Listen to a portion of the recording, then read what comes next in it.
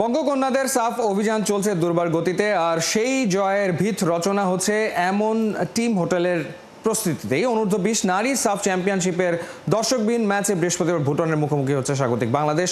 Bashundhara sports city ground 2-তে kick off ঠিক সন্ধ্যা 7টায়। অর্ণবাপী রিপোর্ট।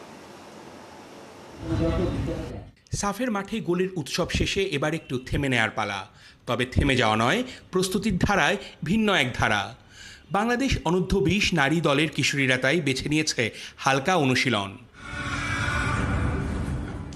শক্তির যোগান দিতে না হয় একবেলার বিরতি, তবে ফোকাসে আছে ম্যাচ ফিটনেস আর টিম স্পিরিটের গড়ন।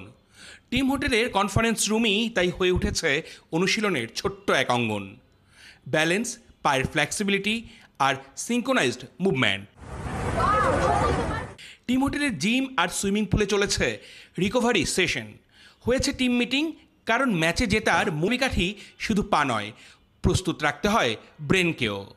আজকে আমরা রিকভারি সেশন করছি, swimming pool, stretching, foam roller এগুলো করছি। তারপরে কোচ আমাদের সাথে বসে কথা বলবে, গত ম্যাচে যে ভুলগুলো ছিল ওগুলো ধরায় দিবে, সামনের ম্যাচে আমরা কি করব সেগুলো আমাদেরকে দেখাবে।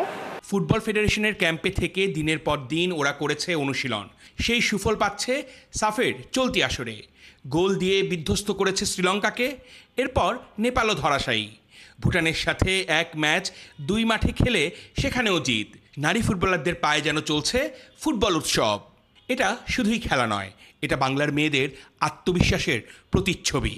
টানা 3 ম্যাচ জয়ের পর রাউন্ড রবিন লিগের নেক্সট ম্যাচে প্রতিপক্ষ ভুটানিরা। এই ম্যাচ সামনে রেখে নতুন গল্পের অপেক্ষায়।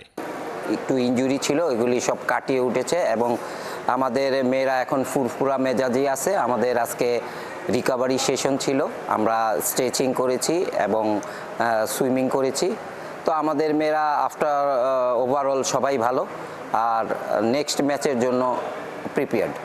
ঘরের মাঠে গর্জে উঠেছে বঙ্গকন্যারা। জয়ের ছন্দে দল, ঝড়ের গতিতে এগিয়ে চলা কিশোরী বাঘিনীদের শিরোপায় চোখ। অর্ণব বাপী, ৭১।